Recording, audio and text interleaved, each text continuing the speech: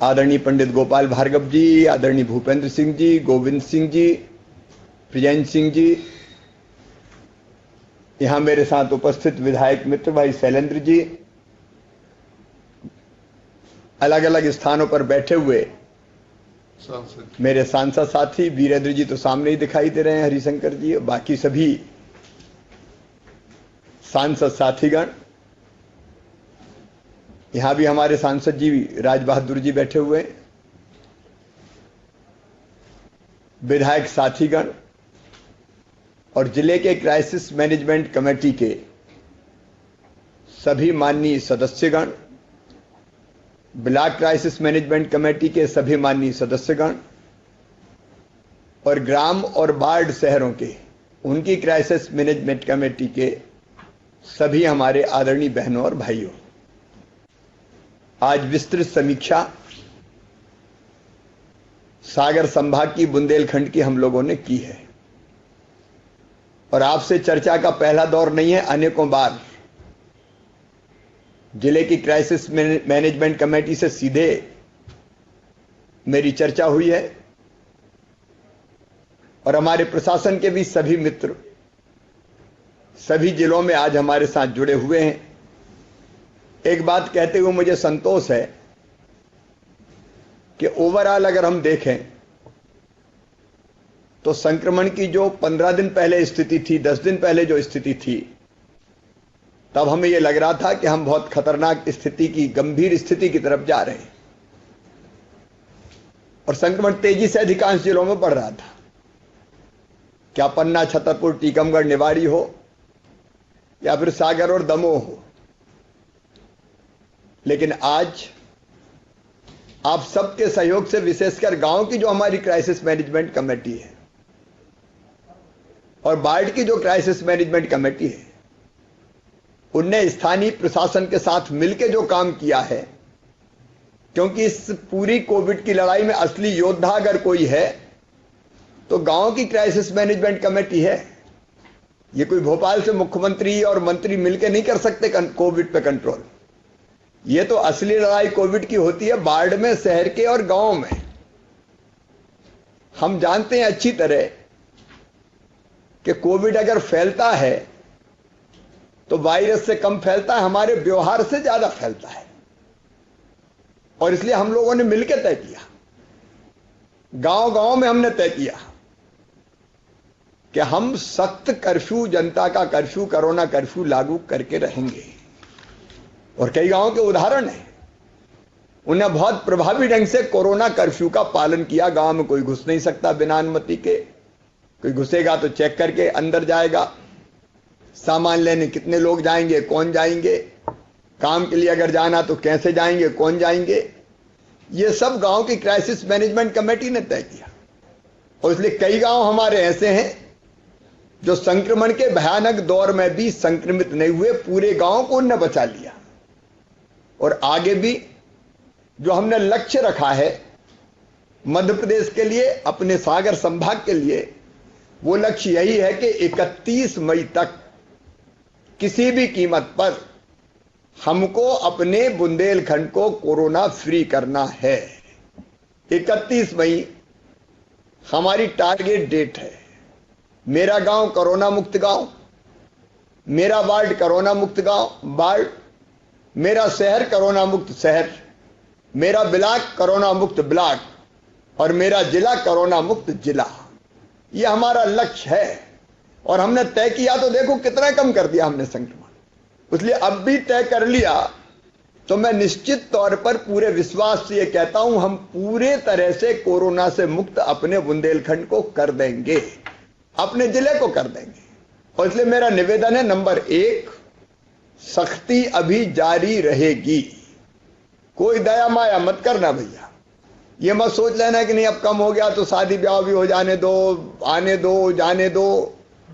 ये कोरोना बहरूपिया वायरस है, जरा भी जगह मिली तो घुस जाएगा वो फिर, और एक बार बढ़ना शुरू किया तो फिर कोई सीमा नहीं है बढ़ने की। इसलिए हमारा लक्ष्य है, नियंत्रण हमने किया है पूरी तरह से कोरोना संक्रमण को समाप्त करना। इसलिए 31 तारीख तक दिल पे पत्थर रख लेना, कोई गुस्सा हो तो बाद में मना लेना, उससे माफी मांग लेना, लेकिन हम सख्ती जारी रखेंगे। और हमें और ज्यादा जरूरत इसलिए कि यूपी हमारे आसपास लगा हुआ है, इसलिए सीमा तो सील रहेगी ही। अब उसके बाद दूसरी चीज जो मैं कह रहा हूं, टेस्टिंग की, आप ये मत मानना कि अब टेस्ट करवाने की क्या जरूरत है, आ ही नहीं रहे केस। टेस्ट हमको लगातार कई महीनों तक करवाते रहना है। मैं सारे जिला कलेक्टर्स को भी कह रहा हूं, टेस्टिंग का टारगेट नहीं है, जितनी करना है जरूरी उतनी करो। ये टारगेट तो मिनिमम है कि इतने टेस्ट आपको करना ही है। आप सबसे गांव गांव में मैं निवेदन करना चाहता हूं कि अकेला टेस्ट अपने पास साधन है जिससे हम पता कर सकते हैं कि हमारे यहां संक्रमण तो नहीं है।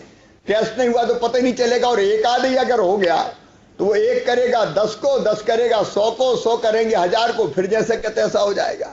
इसलिए टेस्ट करवाते रहना है। मैं भी अपना टेस्ट हर महीने हर हफ्ते करवा रहा हूं।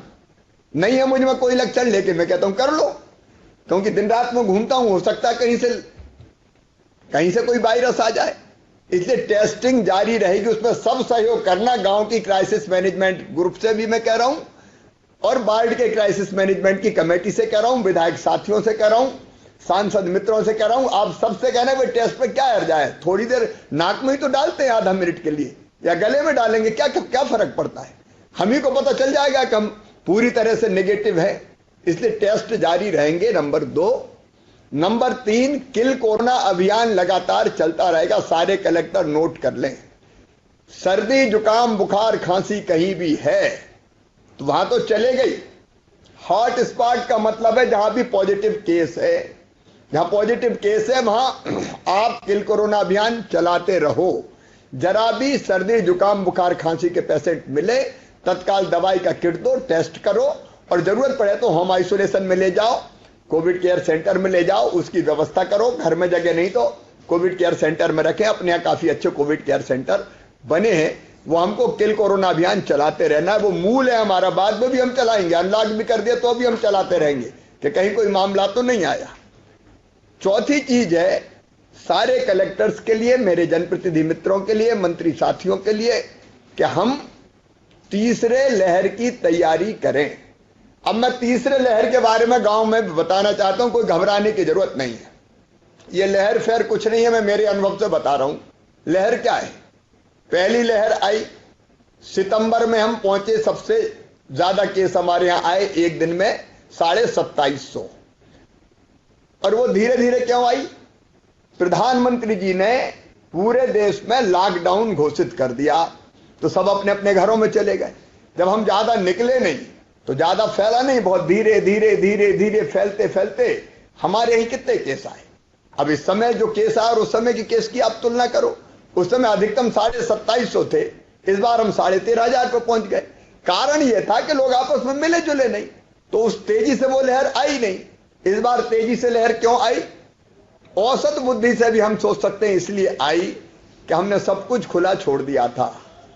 शादी विवाह उत्सव कार्यक्रम, मिलना जुलना, मेला ठेला सब चालू हो गए। अब ये वायरस तो है भैया, ये कहीं गया थोड़ी है, ये तो घूम रहा है अभी।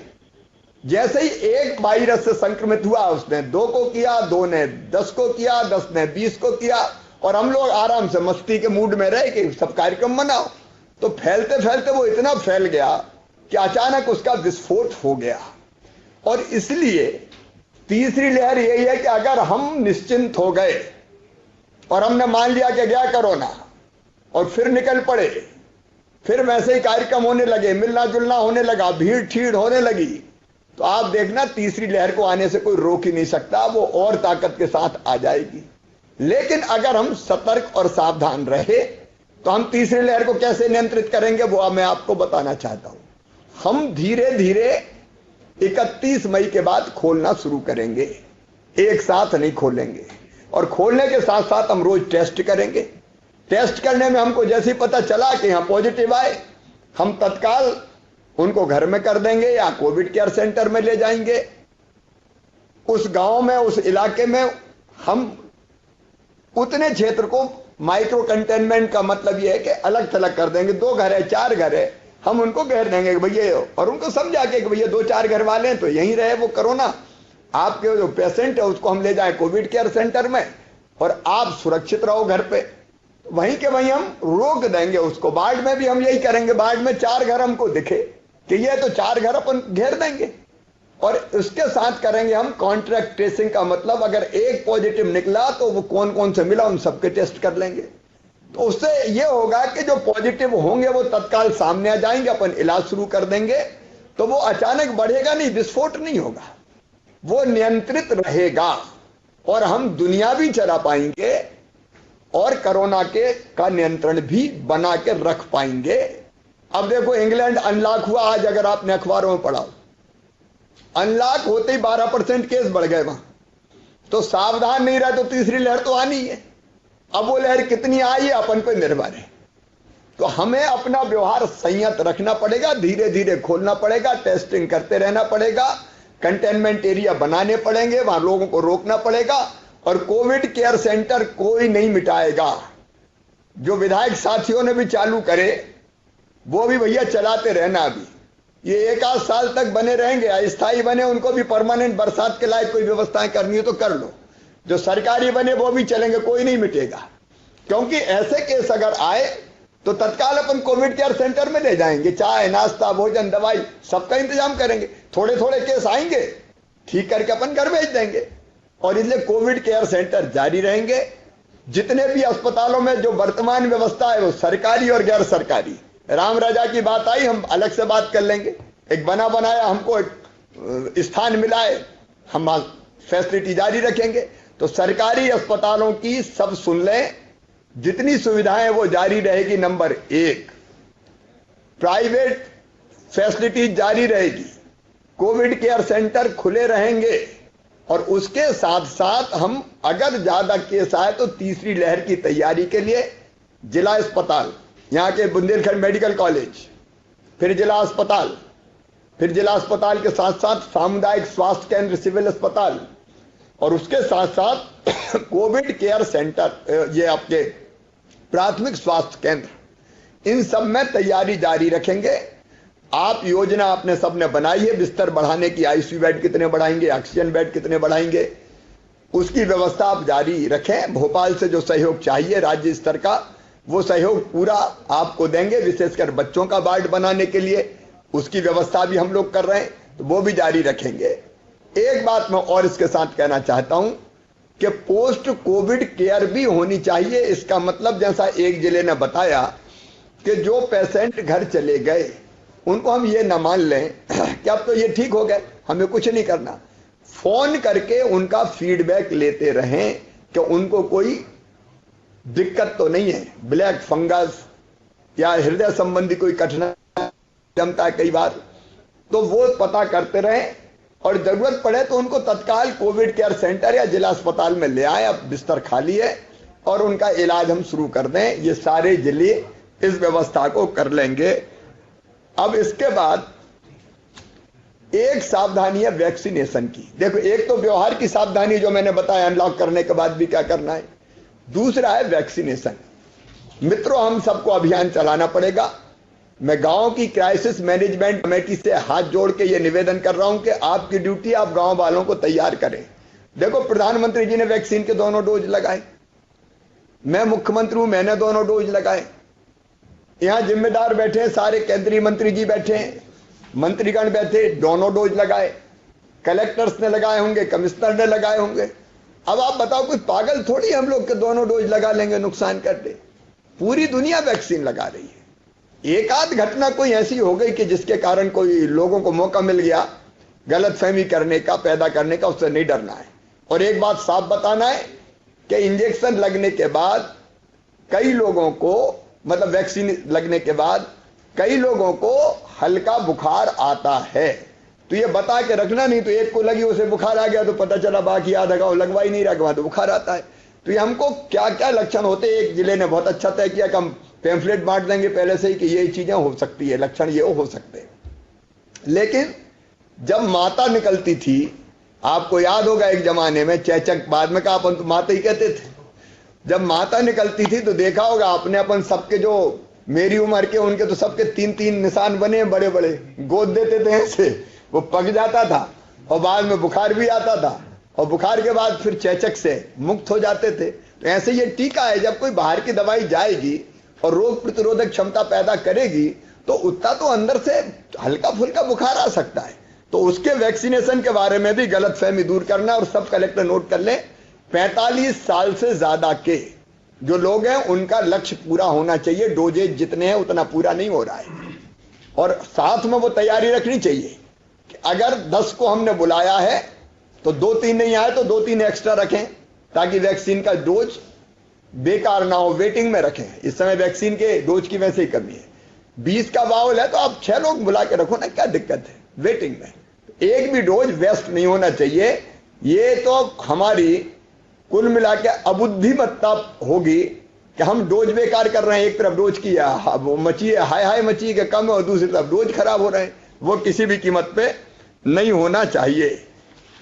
मैं एक निवेदन और आपसे करना चाहता हूं, हमारे गांव की क्राइसिस मैनेजमेंट कमेटी, हमारी ब्लॉक की क्राइसिस मैनेजमेंट कमेटी के एक तो अब डरने की जरूरत नहीं है। गांव में विश्वास पैदा करना है, विश्वास पैदा करना, डरने की जरूरत नहीं है। देखो एक बार मैं फिर कह रहा हूं, कोरोना अगर समय पे पहचान लिया, टेस्ट करवा लिया, सर्दी जुकाम बुखार है, खांसी है, टेस्ट हो गया, दवाई तुरंत लेना शुरू कर दी, तो कोरोना से कोई मर नहीं सकता। गले में ही अगर हमने कोरोना को दबा दिया, दवाई ले ली तो वहीं खत्म हो जाएगा। मुझे भी हुआ था, छू के निकल गया, कुछ हुआ ही नहीं, इलाज किया ठीक हो गया। ये खतरनाक तब होता है जब हम 8-10 दिन बताते ही नहीं है, अपने कोई लोकल डॉक्टर से इलाज कराते रहते हैं, और वो जब लंग्स में घुस जाता है तो हमारे लंग्स को खराब कर देता है। तब फिर जान बचने की भी दो पड़ जाती, ऑक्सीजन होती नहीं और तकलीफ बहुत होती। आप बताओ, जब सांस नहीं ले पा रहे हो तो कितनी तकलीफ होगी। लंग्स खराब हो गए, सांस तो वहीं जाती है अपनी हवा। तो इसलिए घबराने की बिल्कुल जरूरत नहीं, समय पे इलाज की आवश्यकता है, ये मेरा कहना है। तो ये लोगों को समझा के रखें। एक है योजनाओं का लाभ। अब हमने राशन की व्यवस्था की है, 3 महीने का राशन राज्य शासन की तरफ से, माननीय प्रधानमंत्री जी की तरफ से गरीब कल्याण योजना के अंतर्गत 2 महीने का निःशुल्क राशन। कलेक्टर्स देखें बहुत गंभीरता के साथ, विधायक अपने क्षेत्र में देखें, सांसद जी गाइड करें कि ये 5 महीने का राशन निःशुल्क मिलना है, ये ढंग से मिल जाए। और ये मिले भी तो ऐसा कि भीड़ ज्यादा ना लग पाए, ऐसा नहीं कि इकट्ठी राशन की दुकान पे आ गए। गांव की क्राइसिस मैनेजमेंट कमेटी इसकी व्यवस्था बना दे कि आज कितने लोग राशन लेंगे, लेकिन राशन की कालाबाजारी ना हो, कोई वंचित ना रहे।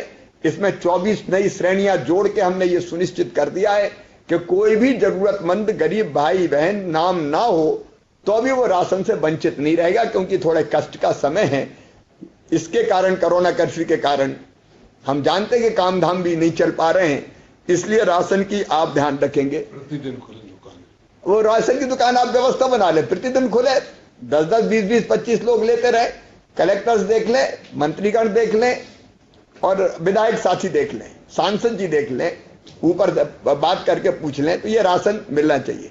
नंबर 2, मैं निवेदन करना चाहूंगा बच्चों के बारे में। हम लोगों ने एक अद्भुत योजना बनाई, और अब यह राष्ट्रीय स्तर पर राष्ट्रीय अध्यक्ष जी ने भी निर्देशित किया है बाकी सब राज्यों को कि बच्चे जो अनाथ हो गए, उन अनाथ बच्चों को हम क्या ऐसे ही छोड़ दें भटकने के लिए? आखिर वो हमारे बच्चे हैं, मध्य प्रदेश के बच्चे हैं। हमारे रहते हुए कोई अनाथ कैसे रह सकता है? और इसलिए उनके लिए योजना बनी है, उसकी जानकारी आपके पास है। ऐसे बच्चे जिनने माता पिता या अभिभावक खो दिए हैं, माता पिता हो सकता पहले खो दिया हो, एक को पहले खोया हो, एक अब चले गए हो, खो दिए हो माताओं पिताओं अभिभावक, उनको 5,000 रुपया महीना पेंशन दी जाएगी, निःशुल्क शिक्षा की व्यवस्था की जाएगी, राशन निःशुल्क दिया जाएगा। तो उनकी सूची तैयार रहे, कलेक्टर्स वेरीफाई करा लें, विधायक साथी अपने देख लें, जो क्राइटेरिया मैंने बताया है। तो उनको मैं 30 नवंबर से इस योजना को प्रारंभ करना चाहता हूं। तो तब तक जितना कंप्लीट हो जाए और वेरीफाई हो जाए, कलेक्टर्स उतनी तैयारी करके रखें, तो उतने बच्चों के खाते में तो पेंशन पहुंचना शुरू हो जाएगी। बाकी कोई और निकलेगा तो हम आगे उसको जोड़ लेंगे। और उसके साथ सभी कर्मचारियों के लिए, नियमित हो अनियमित हो, कलेक्टर रेट वाला हो, दैनिक वेतन भोगी हो, कोई भी हो, कॉन्ट्रैक्ट वाला हो, कोई भी हो, आंगनबाड़ी कार्यकर्ता, आशा कार्यकर्ता, कोई भी हो, अगर दुर्भाग्यपूर्ण मृत्यु हुई हो तो तत्काल अनुकंपा नियुक्ति दी जानी है। कलेक्टर इसको भी गंभीरता से लेंगे। परिवार में उसी पद पर अनुकंपा नियुक्ति देनी है और अनुग्रह की राशि देनी है। यह हमने व्यवस्था की है। कुछ परिवार ऐसे हैं जिनने अपनों को खोया, उनका कष्ट असीम है, हम और आप उसकी कल्पना कर सकते हैं। इसलिए कोविड के कारण कोई मृत्यु हुई है तो अनुग्रह राशि, सहायता राशि उनको देने का फैसला किया है। उसके भी नियम प्रक्रिया बन रहे हैं, तो उस पर भी हम लोगों की ये सारी चीजें हैं, कैसे हम अपने पीड़ित भाइयों और बहनों को सहयोग करें, ये हमारा फर्ज और कर्तव्य है। तो उसकी भी आप व्यवस्था आप एक बार अपने हाथ देख लीजिए। फिर दीनदयाल रसोई ने कुछ जगह बहुत अच्छा काम किया, अभी मुझे बताया प्रेजेंटेशन में। उस रसोई का काम लगातार जारी रहे। एक बात और मुझे लग रहा है, रोगी कल्याण समितियों को सशक्त करने का मौका आ गया है। ये रोगी कल्याण समिति स्थानीय स्तर पर हमारे प्रतिनिधि होते हैं, उसमें विधायक भी सम्मिलित हैं, आदरणीय सांसद जी को भी उसमें सम्मिलित हैं।